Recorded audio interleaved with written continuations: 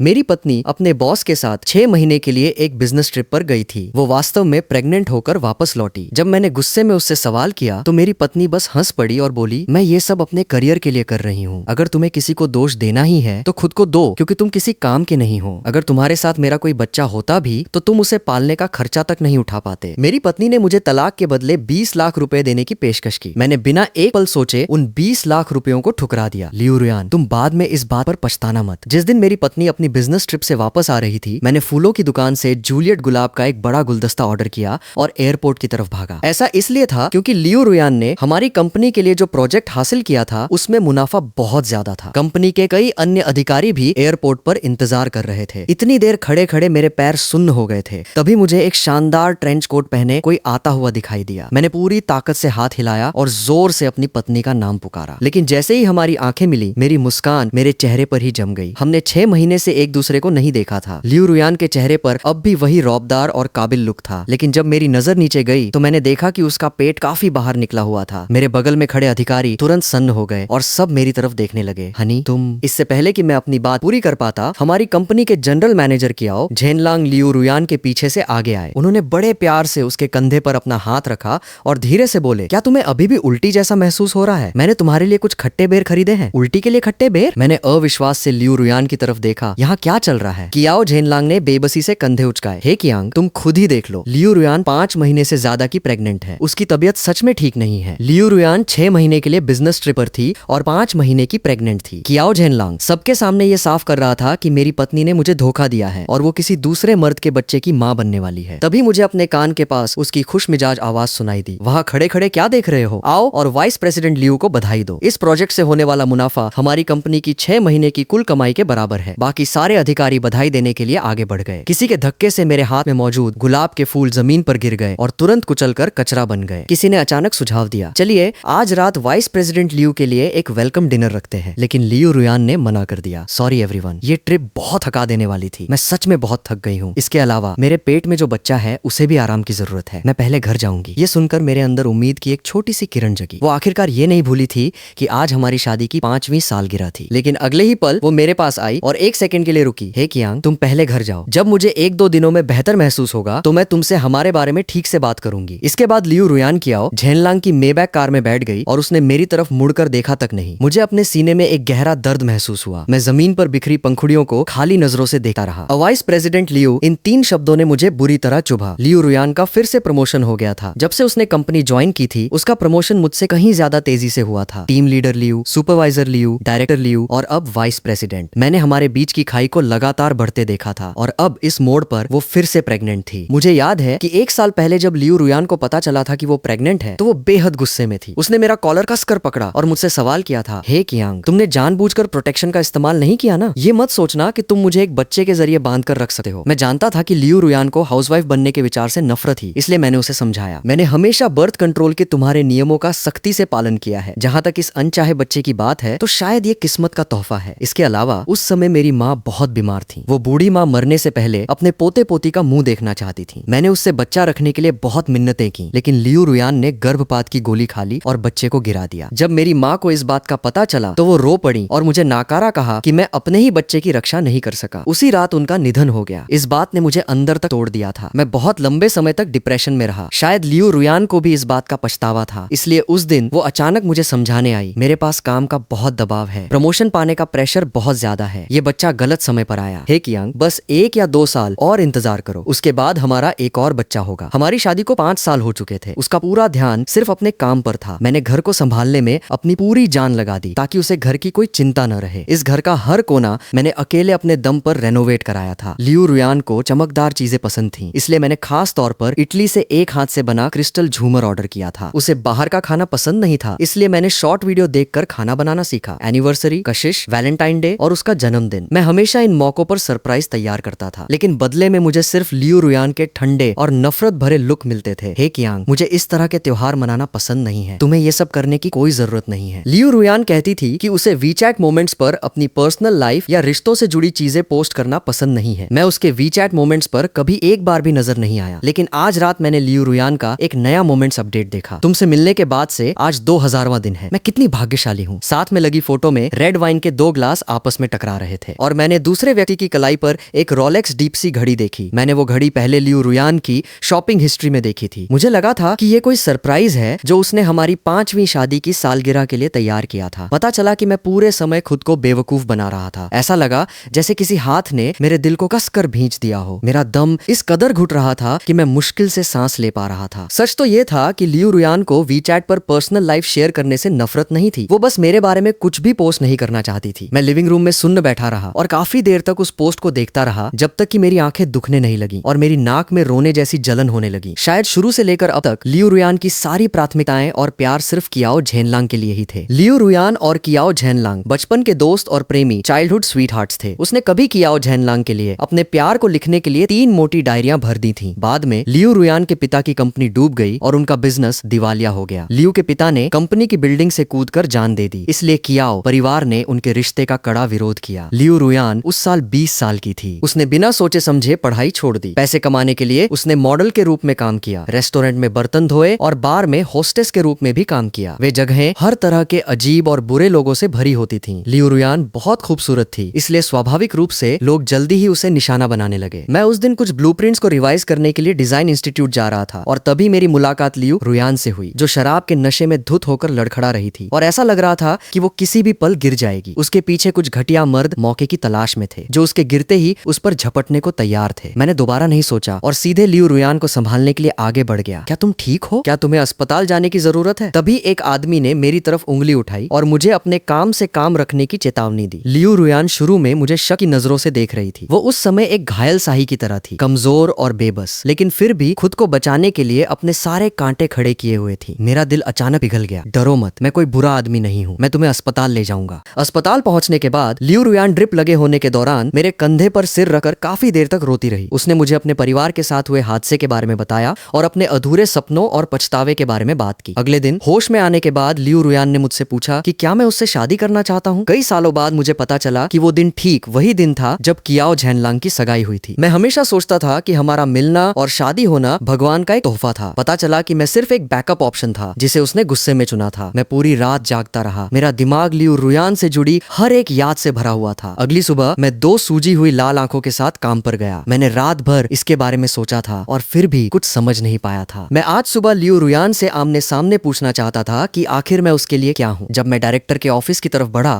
तो लियू रुयान के mail assistant Jhang chain ने मुझे रोक दिया। उसके चेहरे पर एक अजीब सब कुछ जानने वाली कमीनी मुस्कान थी। टीम लीडर, हे वाइस प्रेसिडेंट लियू अंदर जनरल मैनेजर के साथ मीटिंग में है, आप अंदर नहीं जा सकते। उसके चेहरे पर पूरी तरह से तिरस्कार था। मैं एक पल के लिए ठहर गया। मैं अपनी मुट्ठियां भींचने से खुद को रोक नहीं सका। वे थोड़े कांप रहे थे। मैंने अपनी भावनाओं को काबू में किया और उससे पूछा, आज प्रेसिडेंट लियू कब फ्री होंगी? झांग चेन ने अपने सीने पर हाथ बांध लिए और दरवाजे के सहारे आधा झुक गया। ये थोड़ा मुश्किल होगा, आज पूरे दिन प्रेसिडेंट लियू के पास बिल्कुल भी समय नहीं है। टीम लीडर, हे मैं आपको सलाह दूंगा कि आप समझदारी से काम लें। प्रेसिडेंट लियू अब जनरल मैनेजर की हैं। अगर आप बस चुप रहे और इस धोखे क्यू कोल्ड कैप को आराम से स्वीकार कर लें तो आपको आगे अमीर और कामयाब होने के बहुत सारे मौके मिलेंगे। जैसे ही उसने ये कहा, आसपास के सभी लोग ठहाके मारकर हंस पड़े। कोई भी आम मर्द ऐसी बातें सुनकर शांत नहीं बैठ सकता। मेरा खून खौल रहा था। मैं खुद को रोक नहीं पाया और मैंने सीधे झांग चेन के मुंह पर एक घूंसा जड़ दिया। अगर हिम्मत है तो ये बात दोबारा बोलकर दिखा। झांग चेन सिर्फ दिखावा था, उसमें कोई दम नहीं था। मुझसे वो घूंसा खाने के बाद वो सीधे जमीन पर जा गिरा और पास की ऑफिस डेस्क से टकराया, जिससे एक जोरदार आवाज हुई। जल्द ही लियू रुयान के ऑफिस का दरवाजा खुला, लेकिन अंदर से कियाओ झेनलांग बाहर आया। उसने त्योरियां चढ़ाई और झांग चेन से पूछा, तुम्हारे चेहरे को क्या हुआ? काम के घंटों के दौरान कोई लड़ाई झगड़ा नहीं होगा? जब झांग चेन ने ये सवाल सुना तो वो तुरंत ऐसे दिखाने लगा जैसे रोने वाला हो। मिस्टर कियाओ, वे अंदर प्रेसिडेंट लियू से बात कर रहे हैं। मैंने टीम लीडर हे से पहले इंतजार करने और बाद में अंदर जाने को कहा था। कौन जानता था कि वो अचानक अपना हाथ उठाएंगे और मुझे मारेंगे। उन्होंने मेरा एक दांत भी तोड़ दिया। तभी लियू रुयान अंदर से धीरे धीरे बाहर आई और उसने मुझे एक फटकारने वाली नजर से देखा। जब मैंने लियू रुयान को देखा तो मेरा चेहरा ठंडा पड़ गया। वो एक बहुत ही शालीन महिला थी जो हर स्थिति में अपना संयम बनाए रखती थी, लेकिन आज लियू रुयान की शर्ट उल्टी पहनी हुई थी। झांग चेन सही कह रहा था। लियू रुयान और कियाओ झेनलांग सच में ऑफिस में वे शर्मनाक और न बोलने लायक काम कर रहे थे। क्या मैंने मीटिंग के दौरान नहीं कहा था कि किसी भी बाहरी व्यक्ति को अंदर आने की इजाजत नहीं है? जब झांग चेन ने लियू रुयान को देखा तो ऐसा लगा जैसे उसने अपने रक्षक को देख लिया हो। ये वयस्क आदमी सच में सबके सामने रोने लगा। प्रेसिडेंट लियू, ये सब मेरी गलती है। मैं टीम लीडर हे को नहीं रोक सका। आखिरकार वो प्रोजेक्ट टीम लीडर हैं और मैं तो बस एक छोटा सा असिस्टेंट हूँ। इससे पहले कि लियू रुयान कुछ बोल पाती, कियाओ झेनलांग ने मुझे नाखुशी से देखा और एक ठंडी हंसी हंसा। एक मामूली टीम लीडर के पास इतना अधिकार है? वाकई बहुत प्रभाव प्रभावशाली बात है। मैंने उनकी बातचीत को बीच में ही काट दिया और मेरी नजर लियू रुयान पर टिक गई। हमने कल इस बारे में बात की थी, हमें बात करने की जरूरत है। ये देखकर कि लियू रुयान अभी भी बहुत उतावली और चिड़ी हुई थी, मुझे अचानक महसूस हुआ कि मैं इस समय कितना लाचार और गरिमा विहीन लग रहा हूँ। 5 साल की शादी, भले ही ये खत्म होने वाली हो, मैं इसे ठीक से विदा करना चाहता हूँ। कियाओ झेनलांग चिढ़ गया। उसने मेरी नाक की तरफ उंगली उठाई और चिल्लाने ही वाला था कि लियू रुयान ने हाथ बढ़ाकर उसे रोक दिया। रहने दो झेनलांग, मैं इससे बात कर लेती हूँ ताकि ये बाद में हमें परेशान करने न आए। हम नीचे के कॉफी शॉप में गए। लियू रुयान ने मुझसे साफ साफ कहा, बच्चा 5 महीने में पैदा होने वाला है, मुझे चाहिए कि वो एक कानूनी स्टेटस के साथ पैदा हो। चलो तलाक ले लेते हैं। कॉफी हिलाने वाला मेरा हाथ अचानक रुक गया। भले ही मैंने पहले ही अंदाजा लगा लिया था कि यही नतीजा होगा, लेकिन जब मैंने सच में लियू रुयान के मुंह से ये शब्द सुने तो मैं अपने आंसू नहीं रोक सका। लियू रुयान को लगा कि मैं राजी नहीं हूँ। उसने अपने बैग से एक कार्ड निकाला। इस कार्ड में 20 लाख रुपए हैं। इसे मेरी तरफ से मुआवजा समझो। मैंने अपनी आंखें उठाई, शांति से कार्ड को देखा और अचानक जोर से हंस पड़ा। 20 लाख रुपए के लिए 5 साल का रिश्ता। मुझे नहीं पता कि मेरी कीमत बहुत ज्यादा है या मैं बिल्कुल बेकार हूँ। मैंने धीरे से कार्ड उसकी तरफ वापस बढ़ा दिया। मुझे ये नहीं चाहिए। लियू रुयान ने हैरानी से अपनी भौहें चढ़ाई। हे कियांग, तुम महीने के सिर्फ 6,000 रुपए कमाते हो। तुम 20 साल काम करके भी ये 20 लाख नहीं कमा सकते। क्या तुम सच में पक्का हो कि तुम्हें ये नहीं चाहिए? मेरा पक्का जवाब मिलने के बाद लियू रुयान के चेहरे पर एक तिरस्कार भरा लुक आ गया। बिल्कुल सही, झेनलांग सही कह रहा था। ऐसा नहीं है कि तुम्हें ये नहीं चाहिए, तुम्हें और ज्यादा चाहिए। उसने अपने पेट पर हाथ फेरा और अपनी सीट पर पीछे की ओर झुक गई। साफ साफ कहो, आखिर तुम्हें चाहिए क्या? मैंने उसके सवाल का जवाब नहीं दिया, बल्कि उससे एक सवाल पूछा। हमारे तलाक के बाद क्या कियाओ झेनलांग तुमसे शादी करेगा? लियू रुयान के चेहरे पर गुस्से की एक लकीर उभर आई। बिल्कुल करेगा। झेनलांग का अपनी पत्नी के साथ वैसे भी कभी कोई रिश्ता नहीं था। उसने मुझसे वादा किया है कि वो तलाक ले लेगा। इसके अलावा मैं पहले से ही कियाओ परिवार के बच्चे की माँ बनने वाली हूँ। उसका पूरा परिवार पोते के लिए तरस रहा है। उसका चेहरा पूरी तरह से खुशी से भरा हुआ देखकर जो अपने भविष्य की सुखद जिंदगी के सपने देख रही थी, मैंने अपनी आंखें कसकर बंद कर ली। मैं कांपती आवाज में बोला, ठीक है, जैसी तुम्हारी मर्जी। बातचीत के बाद मैं कंपनी वापस आ गया। मैंने अपनी टीम के सदस्यों को कानाफूसी करते सुना। क्या तुमने सुना? प्रेसिडेंट लियू प्रेसिडेंट कियाओ के बच्चे की माँ बनने वाली है। किसने सोचा था कि टीम लीडर हे एक शरीफ आदमी लगते हैं,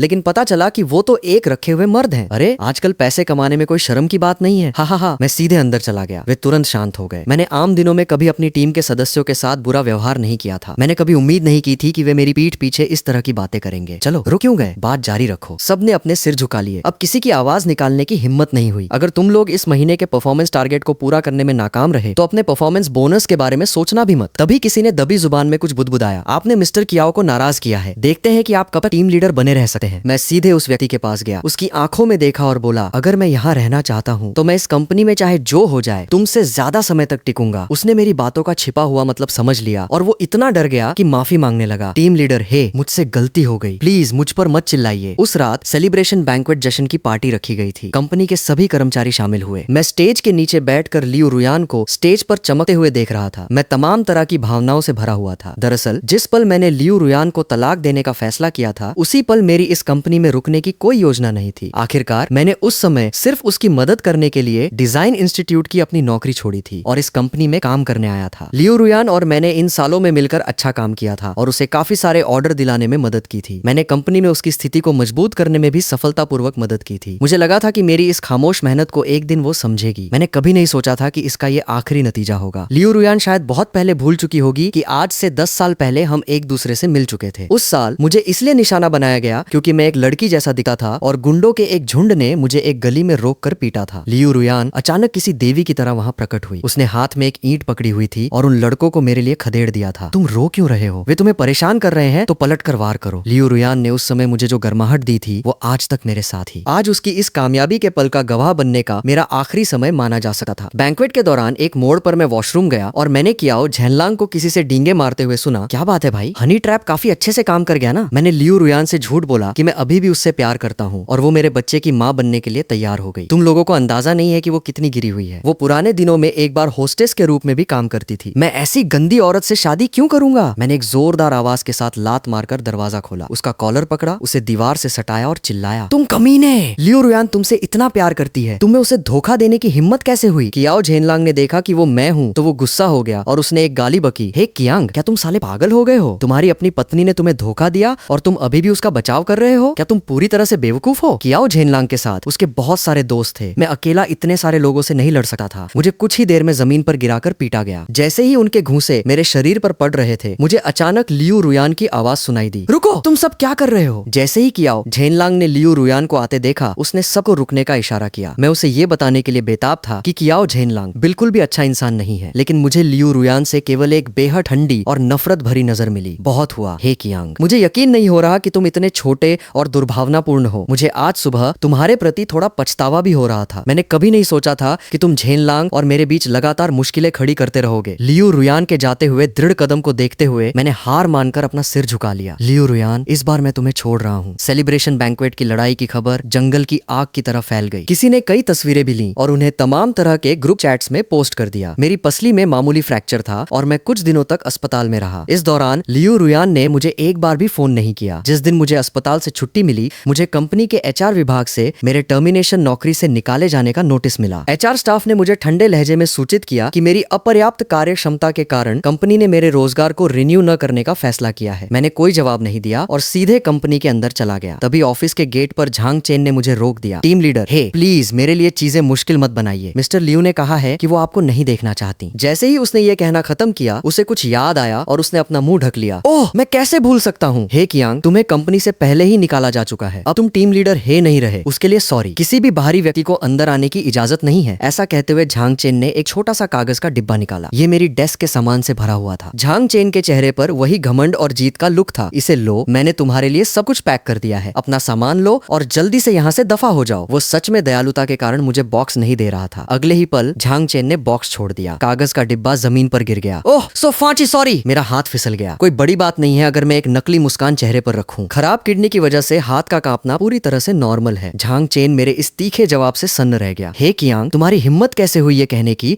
कि किसकी किडनी खराब है? मैंने जवाब देने की जहमत नहीं उठाई। मैंने उसे बेरहमी से एक तरफ धकेल दिया। मैं गुस्से में सीधे लियू रुयान के पास पहुंच गया। वो अपनी डेस्क पर दस्तावेजों पर काम कर रही थी। आवाज सुनकर उसने ऊपर नहीं देखा। मैं जानती हूँ कि तुम कंपनी के फैसले से नाखुश हो, लेकिन तुमने झेनलांग को मारा। ये एक स्थापित सच है। लियू रुयान एक सेकंड के लिए रुकी और आगे बोली, वैसे भी मैंने तुम्हारी मदद करने के लिए जो कुछ भी हो सकता था वो किया है। तुम्हें पूरा मुआवजा भुगतान मिल जाएगा। मैंने एक शब्द भी नहीं कहा। मैंने बस लियू रुयान की डेस्क पर अपना इस्तीफा पटक दिया। बकवास बंद करो। मैं आज यहाँ 3 चीजों के लिए आया हूँ। पहला, मैं यहाँ इस्तीफा देने आया हूँ। मुझे तुम्हारे मुआवजे की कोई परवाह नहीं है। जिसे चाहिए उसे दे दो। दूसरा, उस लूजर कियाओ झेनलांग को अपने पास ही रखो अगर तुम्हें वो पसंद है। मुझे तुम्हारे रिश्ते में दखल देने में कोई दिलचस्पी नहीं है। तीसरा, मैं इन पिछले 5 सालों में अंधा था। जब तुम्हारे पास समय हो तो चलो तलाक ले लेते हैं। लियू रुयान को उम्मीद नहीं थी कि मैं इतना सीधा और सख्त रुख अपनाऊंगा। उसने अपना काम बंद कर दिया। उसने अविश्वास से मेरी तरफ देखा। हे कियांग, क्या तुम्हें अंदाजा भी है कि तुम क्या कह रहे हो? सेवरेंस पे 2 N जितना ज्यादा है। क्या तुम पक्का हो कि तुम्हें ये नहीं चाहिए? 2 न्यूटन की रकम हजारों रुपयों में बैठती थी। वो सच में कोई छोटी रकम नहीं थी, लेकिन मुझे सच में इसकी जरूरत नहीं थी। इस्तीफे की प्रक्रिया पूरी करने के बाद मैं कंपनी के नीचे खड़ा हुआ और मैंने डिजाइन इंस्टीट्यूट में अपने पूर्व सहकर्मी इंजीनियर झांग को फोन किया। वो प्रोजेक्ट जो मैंने तुम्हें पहले रेकमेंड किया था, मैंने इसके बारे में ठीक से सोच लिया है। मुझे लगता है कि हमें इसे छोड़ देना चाहिए। इस कंपनी के पास सही योग्यता नहीं है। बाद में इसमें बड़ी इंजीनियरिंग खामियां सामने आएंगी। जब मैं डिजाइन इंस्टीट्यूट में काम करता था तो मैं मुख्य रूप से इंजीनियरिंग डिजाइन का प्रभारी था। अपनी उत्कृष्ट क्षमताओं के कारण कंपनी के लीडर मुझे बेहद पसंद करते थे। जब मैंने 3 साल पहले इस्तीफा देने का फैसला किया था तो संस्थान के कई लीडर हैरान थे। उन्होंने मुझे रोकने के लिए प्रमोशन की पेशकश भी की थी, लेकिन मेरे दिमाग में सिर्फ लियू रुयान थी और मैंने अपने करियर की संभावनाओं को छोड़ दिया। जिस दिन मैंने संस्थान छोड़ा था, मेरे सहकर्मी इंजीनियर झांग ने मुझसे दृढ़ता से कहा था, हे कियांग, तुम एक औरत के लिए अपनी मौजूदा पोजीशन छोड़ रहे हो? हमारे क्लाइंट की कंपनी में एक निचले स्तर के कर्मचारी के रूप में काम करने जा रहे हो? ये तुम्हारी प्रतिभा की सरासर बर्बादी है। मैं उस समय युवा और अहंकारी था। मैंने सच में सोचा था कि प्यार सभी मुश्किलों को पार कर सकता है। मैंने अपनी छाती ठोकर अपने सभी सहकर्मियों से वादा किया था कि मेरे पास एक सुखी परिवार और सफल करियर दोनों होंगे, लेकिन मैं अब इस दलदल में फंस गया था। मैं सच में इसी के लायक था, लेकिन इंजीनियर झांग मेरे लहजे से समझ गए कि कुछ गड़बड़ है। उन्होंने मुझसे एक बड़े भाई की तरह पूछा, श्याओ हे, तुम्हारी आवाज ठीक नहीं लग रही है। क्या तुम वहाँ काम करके खुश नहीं हो? अगर तुम चाहो तो तुम वापस डिजाइन इंस्टीट्यूट में काम करने आ सकते हो। लीडर्स कुछ दिन पहले तुम्हारे बारे में बात कर रहे थे। कह रहे थे कि तुम पूरे संस्थान के सबसे बेहतरीन डिजाइनर हो। मैंने एक कड़वी हंसी हंसा। इस मोड़ पर क्या मेरे पास वापस आने का कोई हक भी है? इंजीनियर झांग ने बिल्कुल भी संकोच नहीं किया। उन्होंने उसी रात मेरे लिए एक डिनर गैदरिंग का आयोजन किया। उन्होंने उन सभी लीडर्स को आमंत्रित किया जो उस समय मेरी सराहना करते थे और मेरे सभी पुराने सहकर्मियों को भी बुलाया। कुछ दौर के ड्रिंक्स के बाद मैं अंदर से सच में बहुत दुखी था, इसलिए मैंने उन्हें वो सब कुछ बता दिया जो हाल ही में मेरे साथ हुआ था। वे जितना सुनते गए उतने ही गुस्से में आते गए। उन्होंने लियू रुयान को अंधा कहा कि उसने मेरे जैसे बेहतरीन इंसान को छोड़ दिया और उस आदमी की रखैल बनने के लिए खुद को झोंक दिया। वो देर सबेर पछताएगी। लेकिन जैसे जैसे हम बात करते गए, कौन जानता है कि लियू रुयान पछताएगी या नहीं, लेकिन मैं तो सच में बहुत पछता रहा था। मैं एक वयस्क मर्द हूँ, लेकिन मैं फूट फूट कर रो पड़ा। आखिरकार मेरे पुराने लीडर ने अंतिम फैसला सुनाया और मुझसे कहा कि पहले अपने व्यक्तिगत पारिवारिक मामलों को सुलझाओ और अगले सोमवार से डिजाइन इंस्टीट्यूट में काम पर आ जाओ। वही सैलरी और वही पोजीशन जो पहले थी। मैं बेहद भावुक हो गया। मुझे नहीं पता था कि क्या कहना है। मैंने बस बोतल उठाई और सीधे पी गया। जब मैं घर पहुंचा तो रात के 12 बज चुके थे। अंदर कदम रखते ही मैंने देखा कि लिविंग रूम की लाइट ऑन थी। लियू रुयान सोफे पर बैठी गुस्से में मुझसे सवाल कर रही थी। तुम कहाँ थे? तुम्हें वापस आने में इतनी देर क्यों हुई? क्या तुम्हें पता है कि मैं 2 घंटे से तुम्हारा इंतजार कर रही हूँ? मुझे इतनी भूख लगी है कि मेरा पेट गुड़गुड़ा रहा है। ये सुनकर मैं एक पल के लिए ठिठक गया। तो अगर भूख लगी है तो खा लो। क्या कियाओ झेनलांग तुम्हारे लिए खाना ऑर्डर नहीं कर सकता? कौन जानता था कि ये एक वाक्य लियू रुयान को रुला देगा। हे कियांग, तुम बहुत आगे बढ़ रहे हो। मैं काफी नशे में था। मैं भी बस सोफे पर बैठ गया और अपने लिए एक गिलास पानी डाला। लियू रुयान को लगा कि मैंने उसके लिए पानी निकाला है। उसने बस अपना हाथ आगे बढ़ाया। जब उसने मुझे गिलास अपने मुंह की तरफ ले जाते देखा तो उसका चेहरा गुस्से से काला पड़ गया। जब हमारी शादी हुई थी तो मैं उसे एक रानी की तरह मानता था। घर पहुंचते ही मैं उसके लिए चप्पलें निकाल कर रख देता था। मैं उसकी पसंद के हिसाब से दिन के 3 भोजन तैयार करता था। तमाम तरह के अलग अलग व्यंजन बनाता था। क्योंकि लियू रुयान की आमतौर पर रात में काम की व्यस्तताएं होती थीं, मैं टेबल पर शहद का पानी तैयार करके छोड़ना सुनिश्चित करता था। मैंने आज रात लियू रुयान के लिए कुछ भी तैयार नहीं किया था। लियू रुयान काफी देर तक खुद ही गुस्से में रही और आखिरकार उसने बात की, ठीक है, जाओ मेरे लिए कुछ लेट नाइट स्नैक्स बनाओ, मुझे भूख लगी है। मैंने अपनी आंखें उठाई और उसे देखा। लियू रुयान फिर बोली, जाओ भी। वहाँ खड़े खड़े क्या देख रहे हो? प्रेग्नेंट औरतों को भूखा नहीं रखा जा सकता, तुम जानते हो ना। उसके इस हक जताने वाले एक्सप्रेशन को देखकर मुझे अचानक एहसास हुआ कि शादी के इन सालों में मेरी सारी कोशिशें कितनी हास्यास्पद थीं। एक पल हिचकिचाने के बाद मैं फिर भी खड़ा हो गया। तभी लियू रुयान का एक्सप्रेशन थोड़ा नरम हुआ। वो सोफे पर बैठी रही और आगे बोली, इतनी देर हो चुकी है, बस कुछ स्वीट एंड सोर पोर्क बना दो, फिर हरी मिर्च के साथ थोड़ा सा श्रेडेड पोर्क फ्राई कर दो। एक्स्ट्रा मिर्च डालना मत भूलना, इससे भूख खुलती है। लेकिन अगले ही पल उसने नोटिस किया कि मैं किचन में नहीं गया। मैं इसके बजाय बेडरूम में चला गया। लियू रुयान गुस्से में उबलती हुई खड़ी हो गई। हे कियांग, तुम्हारा इससे क्या मतलब है? उसे जो एकमात्र जवाब मिला वो था दरवाजे का एक जोरदार धमाका। उस रात मैं असामान्य रूप से बहुत अच्छी नींद सोया। इस रिश्ते को छोड़ने का फैसला करने के बाद मुझे अब लियू रुयान के ठंडे और गर्म रवैये को लेकर कोई चिंता नहीं थी। न ही मैं हर बात का गलत मतलब निकाल रहा था। मुझे ऑफिस में कियाओ झेनलांग के साथ उसकी नजदीकियों को देखकर भी दिल टूटने या दम घुटने जैसा महसूस नहीं हुआ और न ही मैं पूरी रात जागता रहा। जब मैं अगले दिन जागा तो मेरा सिर अभी भी थोड़ा भारी था। मैं कमरे से बाहर आया और देखा कि लियू रुयान अभी भी लिविंग रूम में बैठी गुस्से में फुफकार रही थी। लेकिन कॉफी टेबल पर पहले से ही फ्राइड डो स्टिक्स और सेंचुरी एग पॉरेज का ढेर लगा हुआ था और वो फोन पर बहुत लाड जता रही थी। थैंक्स झेनलांग, ये सारा खाना जो तुमने डिलीवर करवाया है मेरी पसंद का है। लेकिन मुझे अच्छी तरह याद था कि लियू रुयान कभी सेंचुरी एग्स नहीं खाती थी। फोन काटने के बाद उसने हमेशा की तरह मुझे हुक्म दिया, किचन में जाकर मेरे लिए कुछ फ्रेंच टोस्ट और सॉसेज बनाओ, मुझे भूख लगी है। मुझे ये थोड़ा मजाकिया लगा। उसे अभी तक ये एहसास नहीं हुआ था कि मैं उसके हर हुक्म का पालन इसलिए करता था क्योंकि मैं उससे प्यार करता था, इसलिए नहीं कि मुझे एक डोरमैट बने रहना पसंद था। टेबल पर इतना सारा खाना है ना, जो भी खाना हो चुन लो। लियू रुयान को उम्मीद नहीं थी कि मैं उससे इस तरह पलटकर बात करूंगा। उसने गुस्से में अपना कप नीचे पटका। हे कियांग, क्या तुम कभी इस बात से बाहर निकलोगे या नहीं? मेरी एक खास आदत है, मैं बेहद जिद्दी हूँ। जब मैं किसी से प्यार करता हूँ तो मैं बिना किसी पछतावे के उनके लिए सब कुछ देने को तैयार रहता हूँ। लेकिन जब मैं प्यार करना बंद कर देता हूँ तो मैं तुरंत सारे रिश्ते तोड़ देता हूँ। मैं बुरे लोगों और बकवास चीजों पर अपना समय बर्बाद नहीं करता। पीएम, तुम्हें आज काम पर जाने की जरूरत नहीं है ना? परफेक्ट, चलो बाद में तलाक ले आते हैं। कहना खत्म करने के बाद मैंने हस्ताक्षरी तलाक समझौता उसके सामने रख दिया। लियू रुयान एक पल के लिए सन्न रह गई। वो तलाक समझौते को एकटक देखती रही। हे कियांग, तुम अब कौन सी चाल चल रहे हो? तुम अभी कुछ समय पहले तक मुझसे पागलों की तरह प्यार करते थे, इतनी आसानी से तलाक के लिए कैसे राजी हो गए? मैंने सिर हिलाया। मैंने समझ लिया है, चूंकि तुम मुझसे प्यार नहीं करती तो चलो अलग हो जाते हैं, ये हम दोनों के लिए बेहतर है। ओह हाँ, ये घर मैंने खरीदा था और मैं ही इसके पूरे रेनोवेशन का प्रभारी था, इसलिए ये घर मेरा है। बाकी सब कुछ कानून के मुताबिक संभाला जाएगा, जो भी नियम कहते हैं वही होगा। मेरी बात सुनने के बाद लियू रुयान ने एक ठंडी हंसी हंसी। ठीक है, हम तुम्हारी मर्जी के मुताबिक ही करेंगे, हम बाद में सिविल अफेयर्स ब्यूरो चलेंगे। तलाक लेने के रास्ते में लियू रुयान पूरे समय बेहद चिड़चिड़ी रही। वो या तो सड़क पर दूसरे ड्राइवरों पर चिल्ला रही थी या फोन पर अपने असिस्टेंट झांग चेन पर खराब काम करने के लिए चिल्ला रही थी। असल में वो इस समय खराब मूड में सिर्फ इसलिए थी क्योंकि मैंने शादी को बचाने के लिए वो बेताब लड़ाई नहीं लड़ी जिसकी उसने मुझसे उम्मीद की थी। लियू रुयान को मेरे द्वारा एक राजकुमारी की तरह व्यवहार किए जाने की आदत थी। वो ये स्वीकार नहीं कर पा रही थी कि मैंने अचानक इतनी निर्णायक रूप से हार मान ली, लेकिन अपने घमंड के कारण वो ऐसा दिखावा भी नहीं कर सकती थी कि वो शादी बचाना चाहती है। मैं उसके साथ सिविल अफेयर्स ब्यूरो गया। हमने अपनी संपत्ति का बंटवारा किया, अपना तलाक का सर्टिफिकेट लिया। सब कुछ बहुत शांति से हुआ। दूसरी तरफ लियू रुयान ने अपने पेट को मला और अपने चेहरे पर एक घमंडी लुक के साथ बोली, मेरे प्यारे बच्चे, मम्मा आखिरकार आजाद हो गई हैं। थोड़ा सा और इंतजार करो, जल्दी ही मैं तुम्हें तुम्हारे पापा से मिलवाऊंगी। मैं मुड़ा और जाने लगा। तभी लियू रुयान को पीछे से चिल्लाते हुए सुना, हे कियांग, हमारी शादी हो चुकी थी, तुम कहाँ जा रहे हो? चलो मैं तुम्हें ड्रॉप कर देती हूँ। लेकिन अगले ही पल एक ब्लैक मर्सिडीज जी वैगन ठीक मेरे सामने आकर रुकी। इंजीनियर झांग ने खिड़की नीचे की और मुझे देखकर आंख मारी। हे कियांग, ये कभी तुम्हारी सवारी हुआ करती थी, पहचानी ना? मैंने आह भरी, दरवाजा खोला और अंदर बैठ गया। बकवास बंद करो, जल्दी से डिजाइन इंस्टीट्यूट चलो। बॉस ने जिस दस्तावेज का जिक्र किया था, मुझे उसे अगले 2 दिनों में पूरा करना है। इंजीनियर झांग ने मुझे झटके से देखा। ऐसा कैसे हो सकता है भाई? क्या तुम पूरी तरह से काम के कीड़े हो? आज तुम्हारा वापसी का पहला दिन है और तुम अभी से हम सबको काम में पछाड़ कर मारना चाहते हो? मेरी वापसी को लेकर पूरा डिजाइन इंस्टीट्यूट रोमांचित था। मैं अभी दरवाजे से अंदर ही आया था कि मैंने अपने पूर्व जूनियर असिस्टेंट को कुछ दस्तावेज सौंपने के लिए आते देखा। डायरेक्टर, हे, ये प्रोजेक्ट पिछले साल लॉन्च किया गया था, लेकिन सीनियर अधिकारी हमारे डिजाइन से कभी संतुष्ट नहीं हुए, इसलिए इसे रोक दिया गया था। अब जब आप वापस आ गए हैं तो सीनियर अधिकारियों ने खास तौर पर आपसे इस डिजाइन का नेतृत्व करने के लिए कहा है। मैंने दस्तावेज लिए और शांति से सिर हिलाया। ठीक है, मैं अगले कुछ दिनों में बॉस से बात करूंगा। डायरेक्टर, हे, बहुत सी कंस्ट्रक्शन कंपनियां आज रात आपको डिनर पर इनवाइट करना चाहती हैं। क्या मैं इसे स्वीकार करूं या आपके लिए उन सभी को मना कर दूं? ये सुनकर मैं इंजीनियर झांग की तरफ मुड़ा। वो मुस्कुराया। बॉस, तुम्हें बहुत मानते हैं। जिस पल तुमने वापस आने का फैसला किया, उन्होंने पहले ही ये बात फैला दी कि डिजाइन इंस्टीट्यूट में एक बेहतरीन टैलेंट वापस आ रहा है। उन्होंने उन सभी पुरस्कारों की सूची भी दी जो तुमने पहले जीते हैं और उन सभी शानदार प्रोजेक्ट्स का भी जिक्र किया जिन पर तुमने काम किया है। वो पूरी तरह से तुम्हारी प्रतिष्ठा बना रहे हैं। वे सभी कंपनियां जो काम के लिए हमारे संस्थान पर निर्भर हैं, निश्चित रूप से तुमसे मिलने के लिए दौड़ रही हैं। डिजाइन इंस्टीट्यूट के महान टैलेंट से मैं वास्तव में सिर्फ अपने काम पर ध्यान केंद्रित करना पसंद करता हूँ। मुझे इन चापलूसी वाले सामाजिक आयोजनों से नफरत है। मैं बस न कहने ही वाला था कि मैंने सूची में एक जानी पहचानी कंपनी देखी। मैं कृतज्ञता और दुश्मनी को लेकर बहुत स्पष्ट हूँ। अगर कोई मुझे ठेस पहुंचाता है और मैं उससे बदला नहीं लेता तो मुझे पूरे शरीर में असहजता महसूस होती है। इसलिए मैंने सूची घेत ली और कहा, जरूर, मैं आज रात डिनर पर जाऊंगा। मुझे इन कंपनियों से फिर से परिचित होने दो। उस रात युयुआन रेस्टोरेंट में मैं अभी प्राइवेट रूम में दाखिल ही हुआ था कि मेरी मुलाकात कियाओ झेनलांग और लियू रुयान की हैरान नजरों से हुई। ये डिनर आज रात मेरी पूर्व कंपनी द्वारा इनवाइट किया गया था। बेशक मैं उनसे मिलने आया था, लेकिन बहुत जल्द लियू रुयान अपने प्रेग्नेंट पेट के साथ खड़ी हो गई और मुझ पर चिल्लाई, हे कियांग,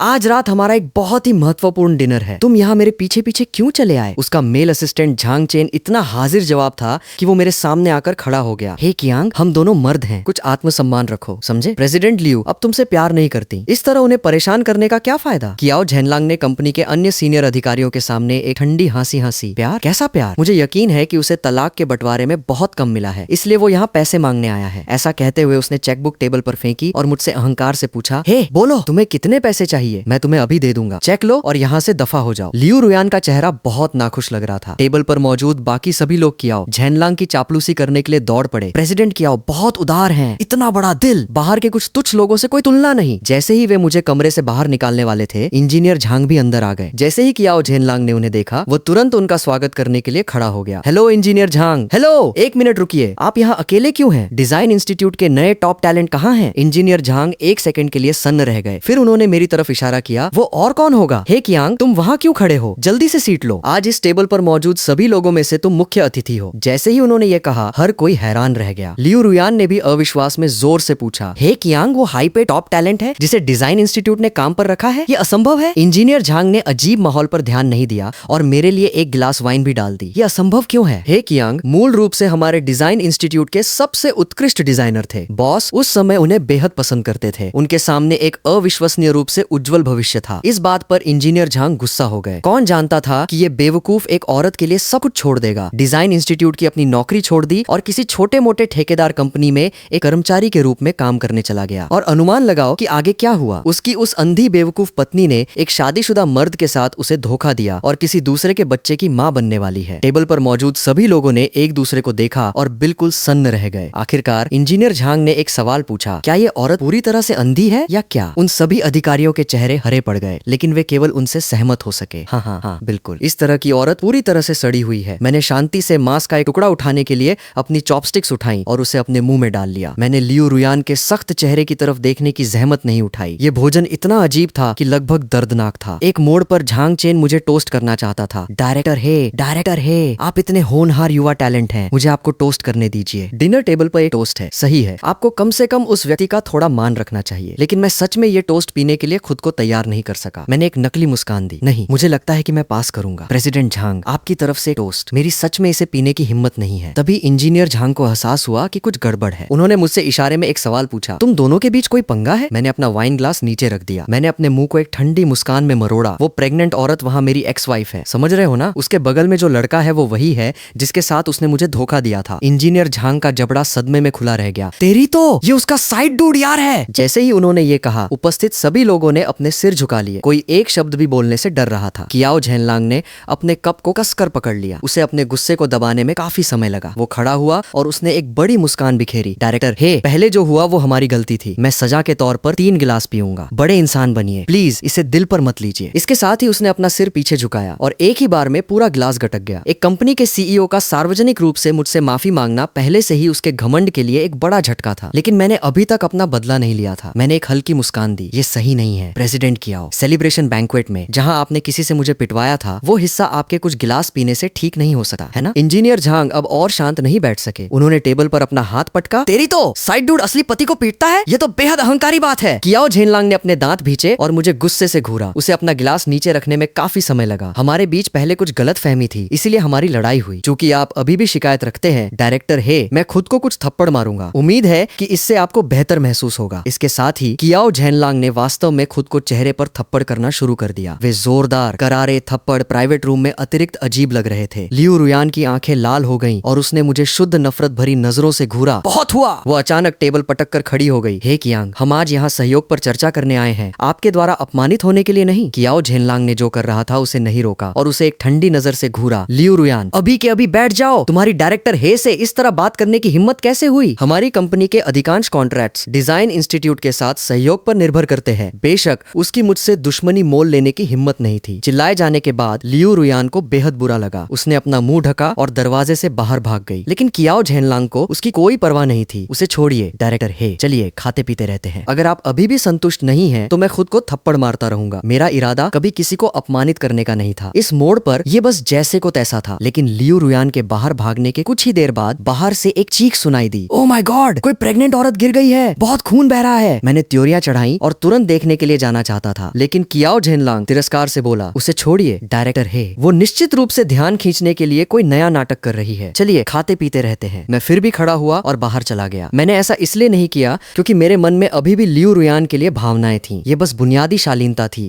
जो किसी भी सामान्य व्यक्ति में होती है। भले ही कोई अजनबी प्रेग्नेंट औरत जमीन पर गिर जाए, ऐसा कोई तरीका नहीं है कि मैं शांति से प्राइवेट रूम में बैठकर खाता रहूं। जब इंजीनियर झांग मेरे साथ बाहर भागे तो हमने लियू रुयान को जमीन पर पड़ा देखा और उसके नीचे खून का एक बड़ा पूल बना हुआ था। बहुत से लोग उसके आसपास खड़े थे, लेकिन किसी की आगे बढ़ने की हिम्मत नहीं हो रही थी। झेनलांग, झेनलांग, मुझे बचाओ। लियू रुयान डरी हुई थी। उसने सिसकते हुए कियाओ झेनलांग से उसे अस्पताल ले जाने की भीख मांगी, लेकिन कियाओ झेनलांग को लगा कि ये अपमानजनक है। वो तो उस पर चिल्लाने लगा, तुम्हें आखिर दिक्कत क्या है? तुमने सार्वजनिक रूप से इस तरह गिरकर खुद को तमाशा बना लिया। तुम कितनी बड़ी शर्मिंदगी हो। लियू रुयान जमीन पर पड़ी थी, पूरी तरह से खून से लथपथ। आखिरकार मैंने 120 पर कॉल किया और उसे एम्बुलेंस में बिठाया, लेकिन हम उसे वहां थोड़ी देर से पहुंचा पाए। जब तक हम अस्पताल पहुंचे, बच्चे को बचाया नहीं जा सका। आखिरकार वो 5 महीने का भ्रूण था। उन्हें इंड्यूस्ड लेबर करना पड़ा, लेकिन सर्जरी के दौरान उसे भारी ब्लीडिंग हुई। अंत में लियू रुयान का गर्भाशय निकालना पड़ा। उस दिन के बाद से वो कभी बच्चे पैदा नहीं कर सकती थी। जब लियू रुयान जागी, उसने अपने खाली पेट को छुआ और फूट फूट कर रोने लगी। मेरा बच्चा, मेरा बच्चा। उसे इस तरह के दर्द में देकर मुझे अचानक याद आया कि कैसे 1 साल पहले लियू रुयान के चेहरे पर एक ठंडा उदासीन लुक था जब उसने गर्भपात की गोली ली थी। उसे अस्पताल में भर्ती करा दिया गया है, इसलिए मेरे लिए यहाँ करने के लिए कुछ नहीं बचा था। लेकिन जैसे ही मैं जाने के लिए मुड़ा, लियू रुयान ने मुझसे एक सवाल पूछा, क्या झेनलांग मुझसे मिलने आया था? मैंने एक सीधा चेहरा रखा और कहा, नहीं। फिर मैं मुड़ा और वार्ड से बाहर चला गया। मेरे पीछे लियू रुयान बेकाबू होकर सिसक रही थी। आई एम सॉरी, मैं बीच रास्ते में ही ठिठक गया। मैंने पीछे से लियू रुयान को मुझसे बात करते सुना, हे Kiang, I am so sorry. अतीत में लियू रुयान ने मेरे साथ चाहे जो भी भयानक चीजें की हो, चाहे उसने मुझे कितना भी गहरा जख्म दिया हो, जब भी वो रोती थी और मुझसे माफी मांगती थी, मैं पिघल जाता था और उसे माफ कर देता था। लेकिन इस बार मैंने बस शांति से कहा, मैंने तुम्हारे लिए मेडिकल बिलों का भुगतान पहले ही कर दिया है। ये कुल मिलाकर 6000 रुपए से थोड़ा ज्यादा है। पैसे वापस ट्रांसफर करना याद रखना। सॉरी शब्द एक वास्तविक माफी के रूप में नहीं गिना जाता। एक माफी तभी मायने रखती है जब वो उतने ही दर्द में हो जितने दर्द में मैं था। बेशक कियाओ झेनलांग के साथ पार्टनरशिप टूट गई। उसकी कंपनी ने एक बहुत बड़ा कॉन्ट्रैक्ट खो दिया। कियाओ झेनलांग पूरे दिन ऑफिस में नखरे दिखाता रहता था। इसका सबसे पहला शिकार उसका मेल असिस्टेंट झांग चेन बना। उसने एक छोटी सी गलती की और एक बार जब कियाओ झेनलांग ने उसे पकड़ लिया तो उसने उसे बुरी तरह से फटकारा, फिर उसे नौकरी से निकाल दिया। झांग चेन जाना नहीं चाहता था। वो लियू रुयान से मदद मांगने भी गया। नतीजतन झांग चेन को तो निकाला ही गया, साथ ही लियू रुयान का भी डिमोशन हो गया। वो अत्यंत सम्मानित वाइस प्रेसिडेंट लियू से सीधे उस छोटी सी प्रोजेक्ट टीम लीड की पोजीशन पर आ गई आई जो कभी मेरी हुआ करती थी। एक पूर्व सहकर्मी जानबूझकर मुझे बताने आया, अब जब लियू रुयान के पास कोई पावर या स्टेटस नहीं है, कंपनी में हर कोई उसे नापसंद करता है। वे जानबूझकर उसके लिए लगातार मुश्किलें खड़ी करते हैं। जहाँ तक कियाओ झेनलांग की बात है, बेशक उसने फिर से वही पुराने हथकंडे अपनाए। उसने जल्दी ही कंपनी की युवा लड़कियों के साथ फिर से चक्कर चलाना शुरू कर दिया और जल्द ही कंपनी में एक और नई प्रेग्नेंट औरत आ गई। लियू रुयान इसे स्वीकार नहीं कर सकी। वो कई बार कियाओ झेनलांग से लड़ने गई। उसने मांग की कि वो तलाक ले और उससे शादी करे, लेकिन बदले में उसे केवल कियाओ झेनलांग से नफरत भरा लुक मिला। एक दिन मैं एक प्रोजेक्ट पर चर्चा करने के लिए बाहर गया हुआ था और जब मैं एक रेड लाइट पर इंतजार कर रहा था, मैं कियाओ ग्रुप की बिल्डिंग के पास से गुजरा। मैंने उनकी कंपनी के प्रवेश द्वार के ठीक सामने एक बहुत बड़ी लड़ाई होते देखी। लियू रुयान को महिलाओं के एक समूह द्वारा नोचा और पीटा जा रहा था। वे उसे होमरेकर, दूसरों का घर तोड़ने वाली कह रही थी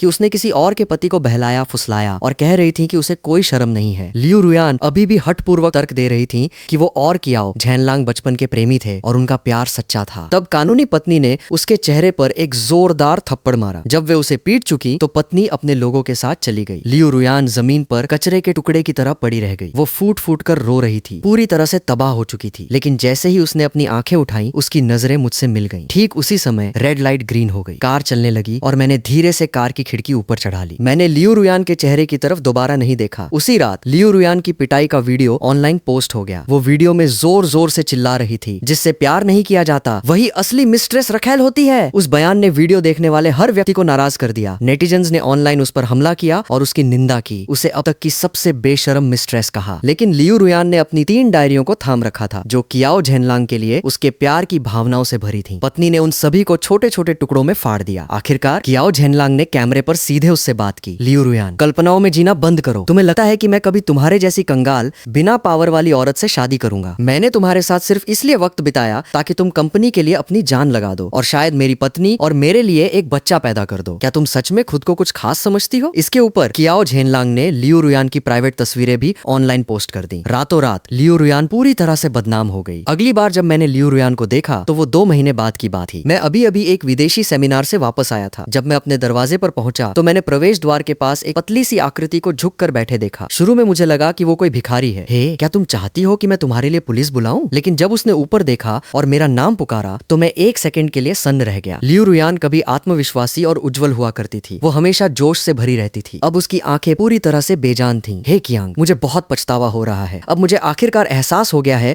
कि दुनिया में सिर्फ तुम ही हो जो मुझसे सच्चा प्यार करते हो। उसने मेरी पैंट का पैर पकड़ लिया। क्या हम पहले जैसे हो सकते हैं? उन प्यार भरे दिनों में वापस लौट सकते हैं जो हमने पहले बिताए थे? हे कियांग, मैं तुम्हारे बिना नहीं जी सकती। मैंने अपनी टाई को खींचा। मैंने आह भरी और कहा सॉरी, लेकिन मुझे तुम्हारे बिना जीने की आदत हो चुकी है। तभी मेरे पीछे से एक लड़की की आवाज आई। हे कियांग, कल की मीटिंग के लिए मुझे कौन सी ड्रेस पहननी चाहिए? वो फीमेल असिस्टेंट जो कभी मेरे पीछे रहती थी और मेरी सराहना करती थी, अब मेरी गर्लफ्रेंड है। जिस पल लियू रुयान ने उसे देखा, उसका शरीर हिंसक रूप से कांप उठा। तुम ऐसा कैसे कर सकते हो? तुम्हें इतनी जल्दी नई गर्लफ्रेंड कैसे मिल गई? हे कियांग, क्या तुमने नहीं कहा था कि तुम मुझसे सबसे ज्यादा प्यार करते हो? लियू रुयान फूट फूट कर रोने लगी, जिससे मेरी लड़की इतनी डर गई कि वो मेरे पीछे छिपती रही। हे कियांग, ये कौन है? मैंने उसे ढाल बनाया और अपार्टमेंट के अंदर चला गया। जिस सेकंड मैंने दरवाजा बंद किया, मैंने कहा कोई नहीं, बस एक पागल है। वो लड़की अभी भी सहमी हुई थी। वो मानसिक रूप से स्थिर नहीं लग रही है। शायद हमें पुलिस बुलानी चाहिए। क्या उसे भूख लगी है? क्या हमें उसके लिए कुछ खाने को लाना चाहिए? मैंने धीरे से उसके बालों को सहलाया। कोई जरूरत नहीं है, वो कल सुबह तक चली जाएगी। जैसे ही दरवाजा बंद हुआ, दरवाजे के पीछे लियू रुयान की चीखें ऐसी लगी जैसे वे किसी दूसरी दुनिया में सील हो गई हो, दबी हुई और बेहोश। लेकिन उन्होंने मेरे दिल में अब एक भी लहर नहीं उठाई। लड़की ने मेरी आस्तीन कसकर पकड़ ली। उसकी आंखें चिंता और थोड़ी सी सावधानी से भरी थीं। हे कियांग, क्या वो सच में ठीक हो जाएगी? क्या होगा अगर वो हमेशा के लिए दरवाजे पर ही रुक गई? मैंने हाथ बढ़ाकर उसके बालों को रगड़ा। मेरा लहजा पहले से कहीं ज्यादा नरम था। इस लड़की का नाम सू श्याओ है। वो डिजाइन इंस्टीट्यूट में मेरी जूनियर असिस्टेंट हुआ करती थी। वो नरम स्वभाव की है, लेकिन आश्चर्यजनक रूप से समझदार है। जब मैंने लियू रुयान के लिए नौकरी छोड़ी थी तो उसने निजी तौर पर मुझे कई बार रोकने की कोशिश की थी, लेकिन कभी बात को आगे नहीं बढ़ाया। उसने बस चुपचाप मेरे लिए मंगल कामना की थी। अब जब मैं इतने बड़े झमेले में वापस आया तो उसने मुझे बिल्कुल भी कमतर नहीं समझा। वो अभी भी वैसी ही है जैसी पहले हुआ करती थी। चुपचाप मेरे साथ रहना, दस्तावेजों को व्यवस्थित करने में मेरी मदद करना और मेरी परेशानियों को सुनना। चिंता मत करो, वो अपना ड्रामा पूरा करने के बाद चली जाएगी। मैं उसे सोफे पर ले गया और बैठ गया। मैंने उसके लिए एक गिलास गुनगुना पानी निकाला। मैं पहले बहुत मूर्ख था। मैंने अपना सच्चा दिल कुत्तों के आगे फेंक दिया था। अब से मैं किसी को भी हमारी जिंदगी में खलल नहीं डालने दूंगा। सू श्याओ ने मजबूती से सिर हिलाया। उसकी आंखों में एक हल्की सी चमक थी। उसने धीरे से मेरा हाथ थामा। मुझे तुम पर भरोसा है, चाहे कुछ भी हो जाए मैं हमेशा तुम्हारे साथ रहूंगी। उस रात लियू रुयान ने सच में कोई और परेशानी खड़ी नहीं की। दरवाजे के बाहर से केवल कुछ दबी हुई सिसकियां कभी कभार आती रहीं। वे आधी रात तक गायब नहीं हुई। अगली सुबह जल्दी मैंने दरवाजा खोला। प्रवेश द्वार पूरी तरह से खाली था। केवल सूखे आंसुओं के निशानों का एक पैच बचा था और एक मुड़ी तुड़ी नोटबुक। ये लियू रुयान की उन 3 डायरियों में से एकमात्र थी जिसे कियाओ झेनलांग की पत्नी ने नहीं फाड़ा था। कवर पर लिखा था, टू माई डियरेस्ट झेनलांग। लिखावट साफ और सुंदर थी, लेकिन उसमें एक पैरानॉइड विनम्रता का संकेत था। मैं नोटबुक उठाने के लिए नीचे झुका। मैंने अनमने ढंग से कुछ पन्ने पलटे। ये उसके टीनेज क्रश से लेकर उसके परिवार के कठिन समय से गुजरने के बाद की लालसा, फिर उनके दोबारा मिलने के बाद के परमानंद तक कियाओ झेनलांग के लिए उसकी आराधना और लालसा से भरा हुआ था। वहां मेरा कहीं कोई जिक्र नहीं था। तो शादी के इन 5 सालों में मैं पूरे समय सिर्फ उसका एक बैकअप था, जब वो हकीकत से भागना चाहती थी और गुस्से में समझौता करना चाहती थी। मैं वो सुरक्षित ठिकाना था जहां वो कियाओ झेनलांग से चोट खाने के बाद भागकर आती थी। मैंने एक ठंडी हंसी और नोटबुक को कचरे के डिब्बे में फेंक दिया। मेरे अतीत के सारे जुनून, मेरी अतीत की सारी गहरी भावनाएं इस हास्यास्पद डायरी के साथ पूरी तरह से अतीत में ही छोड़ दी जानी चाहिए। सू शाओ ब्रेकफास्ट लेकर आई। उसने देखा कि मैंने अभी क्या किया और कोई सवाल नहीं पूछा। उसने बस धीरे से कहा, ब्रेकफास्ट तैयार है। आज डिजाइन इंस्टीट्यूट में हमारी एक मीटिंग है, हमें देर नहीं होनी चाहिए। जब हम डिजाइन इंस्टीट्यूट पहुंचे तो मैं जल्दी से वर्क मोड में आ गया। मेरी ठोस पेशेवर क्षमता और पिछले प्रोजेक्ट के अनुभव पर भरोसा करते हुए जो प्रोजेक्ट लंबे समय से रुका हुआ था उसमें जल्द ही एक बड़ी सफलता मिली। मेरे बॉस ने मेरी जमकर तारीफ की। उन्होंने मीटिंग्स के दौरान कई बार मेरी सराहना की। कहा कि मैं डिजाइन इंस्टीट्यूट की रीढ़ हूँ। मेरे सहकर्मियों को भी मेरे साथ काम करने में मजा आता था। हमारे बीच की पिछली दरारें और दूरियां बहुत पहले खत्म हो चुकी थीं। इस बीच लियू रुयान के बारे में खबरें भी रुक रुक कर मेरे कानों तक पहुंचती रहीं। कहा जाता है कि उस दिन मेरा घर छोड़ने के बाद वो फिर से कियाओ झेनलांग को खोजने गई थी। लेकिन कियाओ झेनलांग ने न केवल उससे मिलने से मना कर दिया, बल्कि उसने सुरक्षा कर्मियों से उसे कंपनी के बाहर रोकने के लिए भी कहा। वो हार मानने के लिए तैयार नहीं थी, इसलिए वो पूरे दिन धूप और बारिश में कंपनी के प्रवेश द्वार पर बैठी रही जब तक कि वो थकावट से बेहोश नहीं हो गई। राहगीरों ने उसे अस्पताल पहुंचाया। अस्पताल से छुट्टी मिलने के बाद भी उसने हार नहीं मानी और कियाओ झेनलांग के बारे में जानकारी जुटाई। वो कियाओ झेनलांग के घर तक उसका पीछा करने भी गई, केवल कियाओ झेनलांग की पत्नी द्वारा पकड़े जाने के लिए, जिसने अपने लोगों से उसका बुरी तरह अपमान करवाया और उसे पुलिस स्टेशन तक ले जाया गया। इस पूरी घटना के बाद लियू रुयान सर्कल में पूरी तरह से एक मजाक बन गई। लोग जहां भी जाती उस पर उंगलियां उठाते, उसे बेशर्म कहते कि वो इसी के लायक है। इससे भी बदतर, जब उसकी कंपनी को उसके सभी दुष्कर्मों के बारे में पता चला तो उन्होंने उसे तुरंत नौकरी से निकाल दिया। उसके पास कोई नौकरी नहीं थी, कोई बचत नहीं थी, कोई बच्चा नहीं था और कियाओ झेनलांग से अब कोई सुरक्षा नहीं थी। लियू रुयान की जिंदगी पूरी तरह से तबाह हो चुकी थी। उसने अपने पास मौजूद सारे कीमती जेवर बेच दिए और रहने के लिए एक छोटा सा जर्जर कमरा किराए पर ले लिया। वो हर दिन छोटे मोटे काम करके गुजारा करती थी। कभी ग्लैमरस, आत्मविश्वासी और काबिल रही वाइस प्रेसिडेंट लियू एक ऐसी बेसहारा औरत में बदल चुकी थी जिससे हर कोई बचता था। एक बार मैं सू शाओ के साथ सुपरमार्केट में ग्रोसरी की शॉपिंग करने गया था और मैंने इत्तेफाक से प्रवेश द्वार पर लियू रुयान को देखा। उसने पुराने कपड़े पहने थे जो इतने धोए गए थे कि उनका रंग उड़ चुका था। उसके बाल बिखरे हुए थे, उसका चेहरा पीला था। वो जमीन पर बैठी उन सड़ी हुई सब्जियों की पत्तियों को उठा रही थी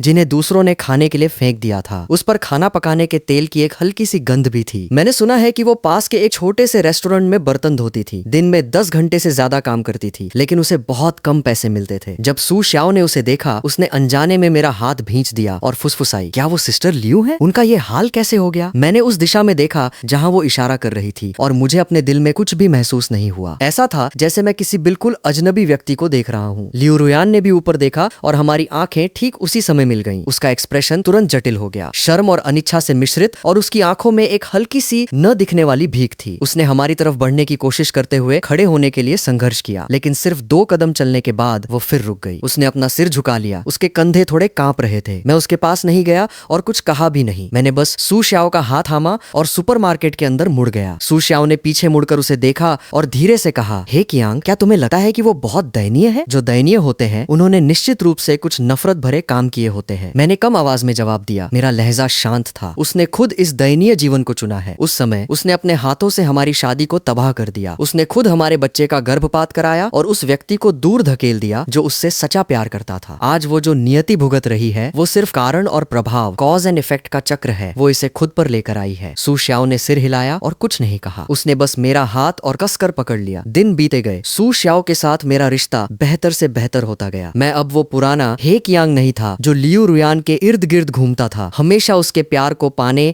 या खोने की चिंता में रहता था। इसके बजाय मैंने खुद को फिर से पा लिया था और आत्मविश्वासी, शांत और स्थिर हो गया था। मैं सू शाओ को फिल्में दिखाने ले जाता, पार्क में टहलता और उसके पसंद के स्नैक्स खिलाता। मुझे उसका जन्मदिन याद रहता, हमारी सारी एनिवर्सरी याद रहती और मैं उसके लिए छोटे छोटे सरप्राइज तैयार करता। जब वो काम पर मुश्किलों का सामना करती, मैं धैर्यपूर्वक समस्या का विश्लेषण करने में उसकी मदद करता और उसके साथ मिलकर इसे हल करता। डिजाइन इंस्टीट्यूट का प्रोजेक्ट सुचारू रूप से आगे बढ़ा और बहुत जल्द सफलतापूर्वक पूरा हो गया। इसे क्लाइंट से उच्च मान्यता मिली। मेरे बॉस ने विशेष रूप से मुझे प्रमोट किया और मेरी सैलरी बढ़ा दी। मुझे संस्थान का डिप्टी चीफ इंजीनियर नियुक्त किया। उन्होंने मुझे एक स्वतंत्र ऑफिस भी आवंटित किया। मेरी जिंदगी आखिरकार अतीत के साये से मुक्त हो गई और उस उज्जवल भविष्य का स्वागत किया जो मेरा है। लियू रुयान मेरी जिंदगी में फिर कभी नजर नहीं आई, जब तक कि एक दिन मेरी पुरानी कंपनी के एक पूर्व सहकर्मी ने इत्तेफाक से मुझसे उसका जिक्र नहीं किया। कह रहा था कि लियू रुयान बाद में शहर छोड़कर एक छोटे से काउंटी में चली गई जहां उसे कोई नहीं जानता था। मैंने सुना है कि उसे एक सफाई कर्मचारी सैनिटेशन वर्कर के रूप में नौकरी मिल गई है। वो सुबह से शाम तक काम करती है, हर दिन सड़कों की सफाई करती है। उसकी जिंदगी गरीब है लेकिन शांतिपूर्ण है। कुछ लोगों ने यह भी कहा कि उन्होंने कियाओ झेनलांग को उसकी नई प्रेमिका के साथ शहर के बाहर एक रिसोर्ट में छुट्टियां मनाते हुए देखा था। कियाओ झेनलांग ने उस नई प्रेमिका के साथ वैसा ही व्यवहार किया जैसा वो लियू रुयान के साथ करता था, नरम, विचारशील और पूरी तरह से उस पर प्यार लुटाना। मैं बस ये सोचे बिना नहीं रह सका कि क्या वो नई प्रेमिका अगली लियू रुयान बनकर खत्म होगी और उसी नियति को भुगतेगी जो उसने भुगती थी। ये सारी खबरें सुनकर मुझे अपने दिल में एक भी लहर महसूस नहीं हुई, चाहे वो कियाओ झेनलांग हो या लियू रुयान। उनके बारे में कुछ भी अब मुझसे संबंधित नहीं है। मैं बस इतना जानता हूँ कि मेरी अभी की जिंदगी सच में बहुत खुशहाल है। मेरे पास मेरी पसंद का इंसान मेरे साथ है। मेरे पास एक ऐसा करियर है जिसके प्रति मैं जुनूनी हूँ और सच्चे दोस्त हैं जो मेरी परवाह करते हैं। ये जरूरत से कहीं ज्यादा है। ये देर से आई शरद ऋतु की एक शाम थी। मैंने सू श्याओ का हाथ थाम रखा था जब हम नदी के किनारे के रास्ते पर चल रहे थे। शाम की हवा नरम और ठंडी थी। इसने उसके लंबे बालों को उड़ाया और अतीत के बचे हुए धुंध के आखिरी हिस्से को भी उड़ा दिया। सू श्याओ मेरे कंधे पर झुक गई और धीरे से बोली, हे कियांग, शुक्र है कि तुम वापस आ गए। शुक्र है कि हमने एक दूसरे को जाने नहीं दिया। मैं उसके माथे की तरफ झुका और वहां एक नरम चुंबन अंकित किया। मैंने फुसफुसा कर जवाब दिया, ऐसा नहीं है कि हमने कभी मौका नहीं गंवाया, बल्कि ये है कि मैं आखिरकार अपने बेवकूफी भरे दौर से बाहर आ गया और आखिरकार मैंने उसे संजोना सीख लिया जो ठीक मेरे सामने है। हमारी बाकी बची जिंदगी के लिए अच्छे और बुरे समय में मैं हमेशा ठीक तुम्हारे साथ रहूंगी। हम फिर कभी अलग नहीं होंगे। दूर अस्त होता सूरज आधे आसमान को लाल रंग में रंग रहा था। सुनहरी आभा हम दोनों पर बिखरी थी, गर्म और उज्जवल। मैं जानता हूँ कि अतीत की वे सभी हास्यास्पद दर्दनाक यादें अब अतीत की बात हो चुकी हैं। अब से मेरी आंखों में सिर्फ सू श्याओ है, सिर्फ हमारा भविष्य है और सिर्फ अंतहीन कोमलता और खुशी है। लियू रुयान को शायद अंत तक ये कभी समझ नहीं आया कि प्यार किसी को खुश करने के लिए गिड़गिड़ाना नहीं है। ये कोई हठपूर्ण जुनून नहीं है। ये कोई बैकअप नहीं है जिसे आप गुस्से में इस्तेमाल करते हैं। ये आपसी सम्मान, आपसी देखभाल और एक साथ टिके रहना है। उसने अपने ही दोनों हाथों से अपनी खुशी को तबाह कर दिया और उस एकमात्र व्यक्ति को दूर धकेल दिया जिसने कभी उसकी सच में परवाह की थी। जब तक उसे आखिरकार एहसास हुआ कि उसने क्या किया है, तब तक बहुत देर हो चुकी थी। जहां तक मेरी बात है, विश्वासघात और दिल टूटने से गुजरने के बाद मैं आखिरकार उस अंधेरी जगह से बाहर आ गया, खुद को फिर से पा लिया और किसी ऐसे व्यक्ति से मिला जो जानता है कि मेरी कीमत कैसे समझनी है। अब से हर हवा एक वादा रखती है। सारा अतीत सिर्फ एक प्रस्तावना है। अपने दिल में अपनी सारी खुशी और प्यार के साथ मैं सू श्याओ का हाथ थाम कर आने वाले अपने सभी सालों की तरफ बढ़ूंगा। ईश्वर करे कि हमारे हर साल में शांति हो।